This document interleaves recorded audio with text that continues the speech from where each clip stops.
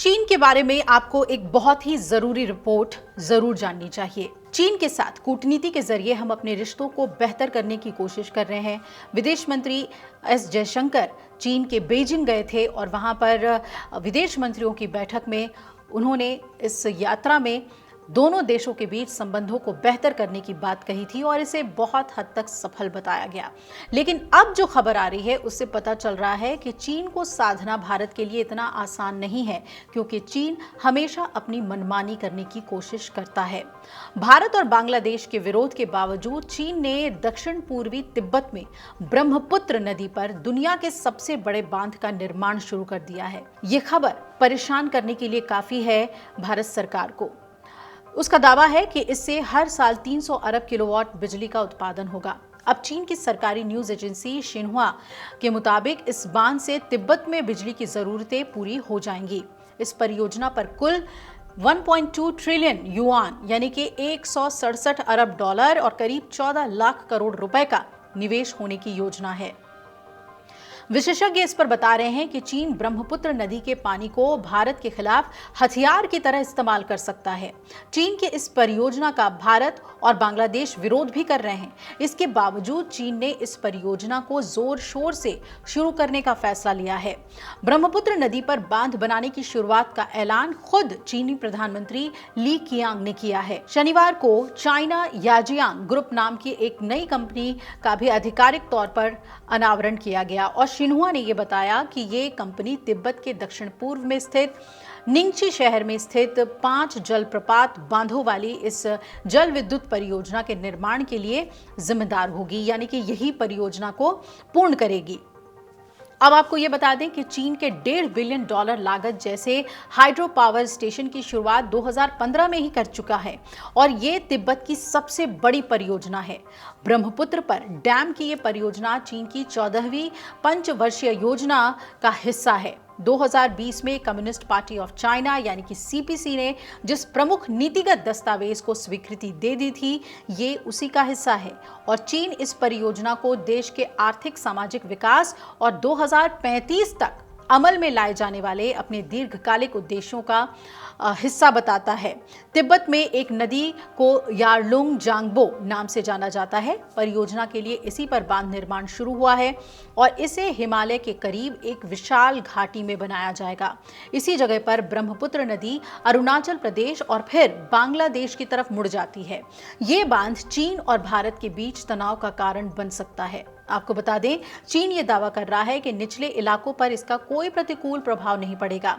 चीन के पर्यावरणविद लंबे समय से ब्रह्मपुत्र घाटी में बांध निर्माण के अपरिवर्तनीय प्रभाव को लेकर चिंतित हैं।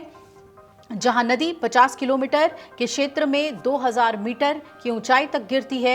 ये क्षेत्र एक राष्ट्रीय प्रकृति अभयारण्य और देश के प्रमुख जैव विविधता केंद्रों में से एक है और इस परियोजना से भारत में चिंताएं पैदा हो गई हैं, क्योंकि बांध के आकार और पैमाने के कारण चीन ब्रह्मपुत्र के जल प्रवाह को नियंत्रित कर सकेगा। जल प्रवाह पर अधिकार मिलने पर पड़ोसी देश के साथ टकराव की स्थिति में चीन सीमावर्ती क्षेत्रों में बाढ़ लाने के लिए भारी मात्रा में पानी छोड़ने की कुटिल चाल भी चल सकता है। विशेषज्ञ ये भी बता रहे हैं कि चीन ब्रह्मपुत्र नदी के पानी को भारत के खिलाफ हथियार की तरह इस्तेमाल कर सकता है।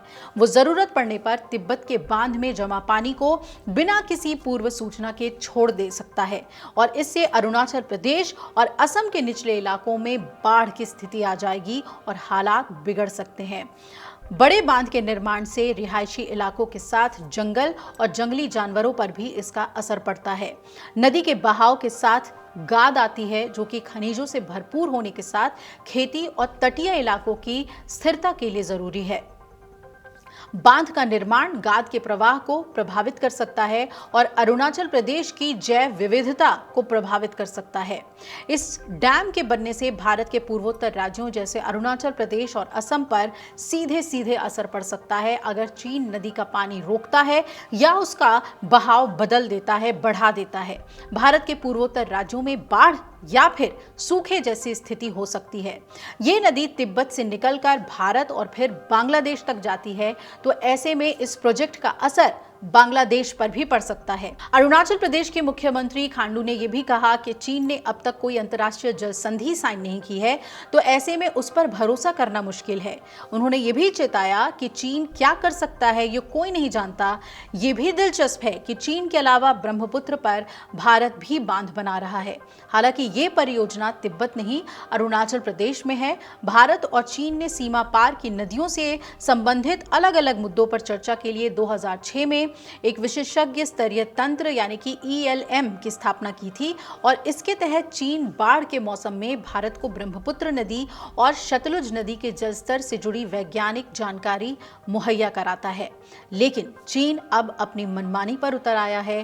बांग्लादेश भी नहीं चाहता कि ये परियोजना आगे बढ़े और भारत ने तो साफ तौर पे इस पे चिंताएं जाहिर की है, लेकिन फिर भी उसने इस परियोजना पर ऐलान कर दिया है, आगे बढ़ गया है वो, और उसका कहना यह है कि इससे किसी को कोई नुकसान नहीं होगा। लेकिन विशेषज्ञ ये साफ तौर पे कह रहे हैं कि चीन इसे भारत के खिलाफ एक प्रेशर टैक्टिक्स के लिए इस्तेमाल कर सकता है। अब देखना है कि भारत सरकार इस मामले पर क्या कदम उठाती है और क्या कूटनीतिक स्तर पर इसके खिलाफ अपनी बात चीन को पहुंचाती है। अगर आप ये वीडियो YouTube पर देख रहे हैं तो हमारे चैनल को सब्सक्राइब कर बेल आइकन दबाएं और Facebook पर देख रहे हैं तो हमारे पेज को लाइक करें।